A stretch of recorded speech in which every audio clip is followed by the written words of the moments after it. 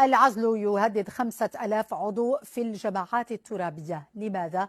لأنهم لم يصرحوا بممتلكاتهم.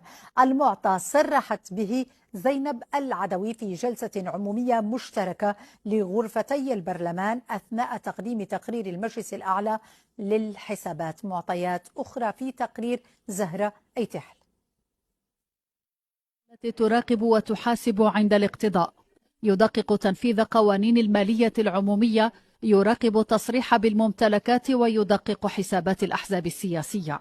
المجلس الأعلى للحسابات وعلى لسان رئيسه الأول زينب العدوي عرض أمام البرلمان نتائج أعماله للعام 2021، وضمن التقرير 3 محاور تعلق آخرها بالحصيلة القضائية ومراقبة التصريح بالممتلكات ومراقبة حسابات الأحزاب السياسية وبشأن الأفعال التي تستوجب عقوبة جنائية. يقول التقرير: أحال الوكيل العام للملك لدى المجلس الأعلى للحسابات خلال الفترة الممتدة من 2021 إلى 28 أبريل 2023 على الوكيل العام للملك لدى محكمة النقد رئيس النيابة العامة 18 ملف تخص